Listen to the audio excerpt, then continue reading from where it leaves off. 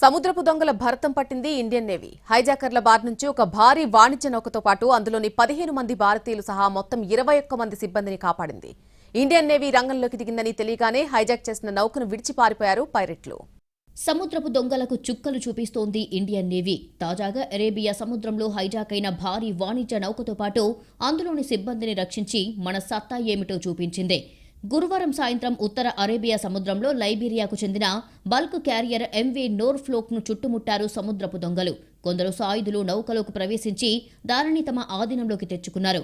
నౌకను తమ స్థావరం దిశగా మళ్లించారు. ఆ సమయంలో నౌకలో మొత్తం 21 మంది సిబ్బంది ఉన్నారు. అందులో 15 మంది భారతీయులు. ఎంవీ నోర్ఫ్లోక్ను హైజాక్ చేస్తున్న సమయంలో నౌకా సిబ్బంది సహాయం కోసం United Kingdom maritime trade operations UK MTO పోర్టల్లో పోస్టు పెట్టారు.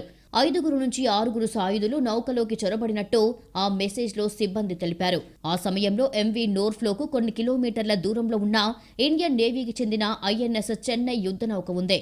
దీంతో హైజాక్ అయిన నౌకను రక్షించే బాధ్యతను ఇండియన్ నేవీ తీసుకుంది. వెంటనే ఆపరేషన్ ప్రారంభించింది.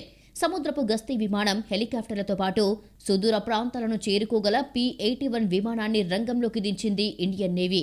అలాగే ప్రెడేటర్ MQ-9B డ్రోన్లను పంపింది. ఇవి ఎంవీ నోర్ఫ్లోక్ను అనుసరిస్తూ వెళ్లాయి.